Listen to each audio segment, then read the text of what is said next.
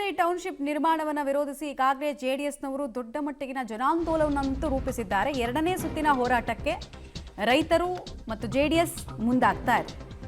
ಭೂಸ್ವಾಧೀನಕ್ಕೆ ವಿರೋಧವನ್ನು ವ್ಯಕ್ತಪಡಿಸಿದ ಜಿಬಿಡಿಎ ವಿರುದ್ಧ ಪ್ರತಿಭಟನೆಯನ್ನು ಮಾಡ್ತಾ ಇದ್ದಾರೆ. ಪ್ರತಿಕೃತಿಯನ್ನ ಶವಯಾತ್ರೆ ಮಾಡಿ ದಹಿಸಿ ಆಕ್ರೋಶವನ್ನು ವ್ಯಕ್ತಪಡಿಸಿದ್ದಾರೆ.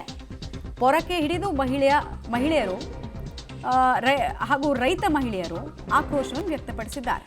ಬಿಡದಿ ಟೌನ್ಶಿಪ್ ವಿರುದ್ಧ ರೈತರ ಹೋರಾಟ ಇವತ್ತಿಗೂ ಮುಂದುವರಿತಾ ಇದೆ. ಇನ್ನೊಂದು ಕಡೆಗೆ ನಿಖಿಲ್ ಕುಮಾರಸ್ವಾಮಿ ಈ ಹೋರಾಟಕ್ಕೆ ಇನ್ನಷ್ಟು ಜನರ ಅಗತ್ಯತೆ ಇದೆ ಅಂತೆಲ್ಲ ವಿಡಿಯೋ ಮಾಡಿದ್ದಾರೆ.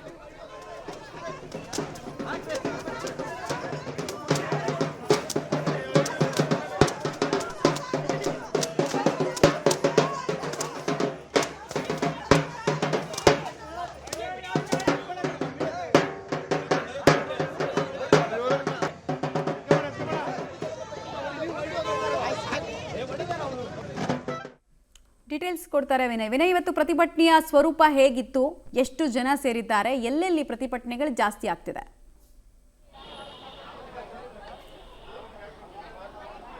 ಮಮತಾ, ಬಿಡದಿ ಟೌನ್ಶಿಪ್ ವಿರುದ್ಧ ರೈತರ ನಿರಂತರ ಹೋರಾಟ ಏನಿದೆ, ಸುಮಾರು 515 ದಿನಕ್ಕೂ ಹೆಚ್ಚು ದಿನಗಳ ಕಾಲ ನಿರಂತರವಾಗಿ ಹೋರಾಟವನ್ನು ಮಾಡ್ತಿದ್ದಾರೆ. ಬಿಡದಿಯ ಬೈರ್ಮಂಗ್ಲ ಗ್ರಾಮದಲ್ಲಿ ಹೋರಾಟವನ್ನು ರೈತರು ಮುಂದುವರಿಸಿರುವಂಥದ್ದು. ಯಾವುದೇ ಕಾರಣಕ್ಕೂ ಕೂಡ ನಾವು ಯೋಜನೆಗೆ ಭೂಮಿಯನ್ನು ಕೊಡೋದೇ ಇಲ್ಲ, ಈ ಒಂದು ಟೌನ್ಶಿಪ್ ಯೋಜನೆಯನ್ನು ಕೂಡಲೇ ಕೈ ಬಿಡಬೇಕು ಅನ್ನೋ ಒಂದು ಒತ್ತಾಯವನ್ನು ರೈತರು ಮಾಡ್ತಾ ಇರುವಂಥದ್ದು. ಸಾಕಷ್ಟು ದಿನಗಳಿಂದ ನಿರಂತರವಾಗಿ ಹಾಗೂ ವಿಭಿನ್ನವಾಗಿ ಪ್ರತಿಭಟನೆ ಮಾಡ್ತಿರುವಂಥ ರೈತರು ಇವತ್ತು ಕೂಡ ಜಿಬಿಡಿಎ ಒಂದು ಪ್ರತಿಕೃತಿಯನ್ನು ದಹನವನ್ನು ಮಾಡುವಂಥ ಕೆಲಸವನ್ನು ಕೂಡ ಮಾಡಿದ್ರು.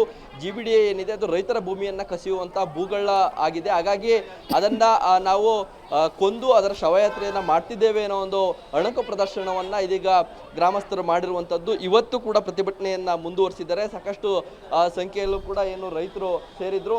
ನಾವು ಯಾವುದೇ ಕಾರಣಕ್ಕೂ ಕೂಡ ನಮ್ಮ ಭೂಮಿಯನ್ನ ಕೊಡೋದಿಲ್ಲ ಅನ್ನೋ ಒಂದು ಮಾತನ್ನು ಕೂಡ ಹೇಳ್ತಾ ಇರುವಂತದ್ದು.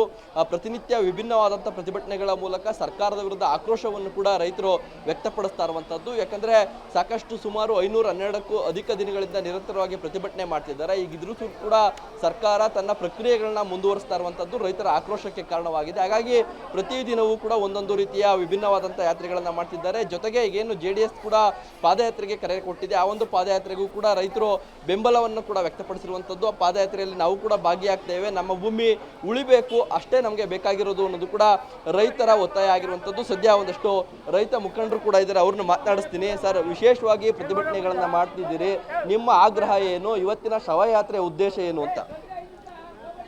ನಾವು ನಿರಂತರವಾಗಿ ಹೋರಾಟವನ್ನು ಮಾಡಿಕೊಂಡು ಮನವಿಯನ್ನು ಕೊಟ್ಟುಕೊಂಡು ಪ್ರತಿಭಟನೆ ಮಾಡಿಕೊಂಡು ಬಂದರೂ ಕೂಡ ಯಾವುದೇ ರೈತನಿಗೆ ಬೆಲೆ ಇಲ್ಲದೆ ನಿರ್ಲಕ್ಷ್ಯದ ಧೋರಣೆಯನ್ನು ತೋರ್ತಕ್ಕಂಥ ಜಿಬಿಡಿಎ ಏನಿದೆ, ಇವತ್ತು ವಿಶೇಷವಾಗಿ ವಿಭಿನ್ನವಾದ ಒಂದು ಪ್ರತಿಕೃತಿ ದಹನವನ್ನು ಮಾಡೋ ಮುಖಾಂತರ ವಿಭಿನ್ನವಾದ ಒಂದು ಕಾರ್ಯಕ್ರಮವನ್ನು ಹಮ್ಮಿಕೊಂಡು